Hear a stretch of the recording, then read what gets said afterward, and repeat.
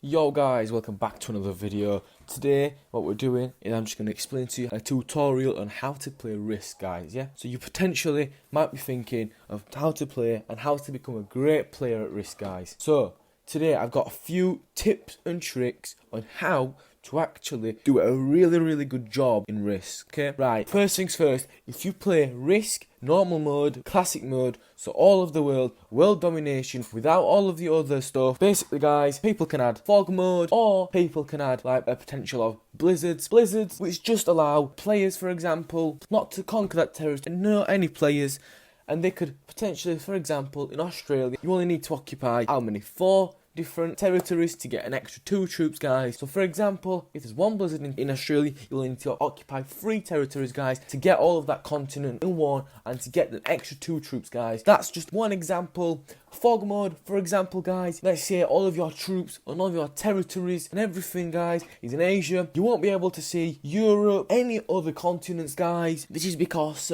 players have put it on there, guys, and this, guys, right, allows other players, if you form an alliance, guys, you'll be able to see other players' territories. For example, if you form an alliance with a person that's got just territories in Africa, for example, or you're in Asia and you can see parts of Africa but not all of it. If you form an alliance with that other person that dominates Africa, then basically you can see all their territories. That's just an example, guys. The next one that I want to come to is the card. Card is crucial and it's really important, guys. One of the most important things in this game, guys. So for example, guys, when you start, you've got no cards, right? You've got literally no cards. So all you need to do, guys, is take at least 1 territory to gain at least 1 card. For example, if you take 3 territories within just 1 round, you don't get 3 cards, you only get 1 card. You need to have a set amount of cards to get a set amount of troops. So for example, if you have 3 inventory cards, you get 4 troops. If you get 3 cavalry cards, guys,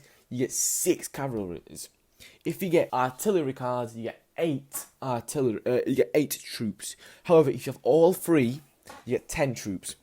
Which then leads me on to a next one, guys. So the tip in this, guys, is to get at least 4 troops. So at least get 3 cards that are the same, guys, for inventory. Next one that I want to come to, guys, is the +2, right, guys? This is a really important and really crucial thing, guys. For example, guys, if you own a territory in, let's say, I don't know, North America, yeah? And that's US, yeah? And you've got a card, and you've got an inventory card, Western US, then you get a +2.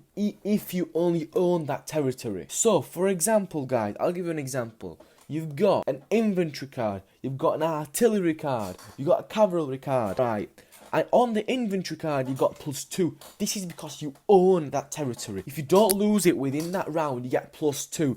For example, in this example on the screen, guys, and I'll be showing like different images on the screen, guys. For example, guys, if you do this, and if you get 1 artillery, 1 cavalry, and 1 infantry, guys, and I've got +2 here, guys, that's 12 cards altogether, guys. And the next thing that I want to come to, guys, is territory owning and governing, guys. So basically, guys, as you can see on the screen, guys, me, 3 troops in India, guys. As you can see, I'm trying to attack green, yellow, and red, guys. So theoretically, guys, as you can see, yellow has got a yellowish border around all the territories, only territories they own in Australia, guys. This is, guys, because they own that continent. They've taken over that continent. They get an extra 2 troops, guys.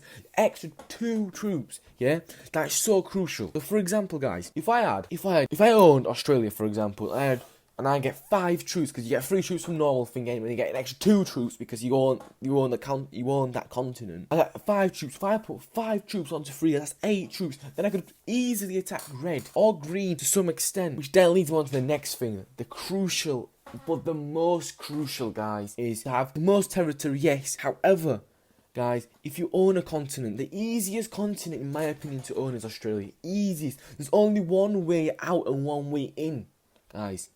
However, you need to place a lot of troops in Indonesia to be able to withstand all of the attacks. So for example, guys, if you own Australia, you get +2 troops. If you own Asia, you get +7. If you own Europe, you get a +5. If you own Africa, you get a +3. If you own South America, you get +2, and if you own North America, you get +5. The most hardest, but the most troops is Asia. Asia's got the most territories, guys. It's the most threat to every single player within the game. So I would go personally, if you've got troops in Australia, I would personally go to Australia, conquer Australia, Indonesia, and New Guinea first, which then secures that continent and allows you to get an extra 2 troops every round, which you could put in one place and attack at the final stage, guys. Don't forget, guys, another tip from me, guys, is that if, for example, you own Asia and someone else, you know that someone else owns Europe, right? And you've got enough troops to take out that person has within that continent. Personally, guys, I would go straight in, kill them troops, and then fortify, which is where you put the troops back together and everything. Go back to the original position, because then this allows you to secure that other person doesn't get an extra 5 troops.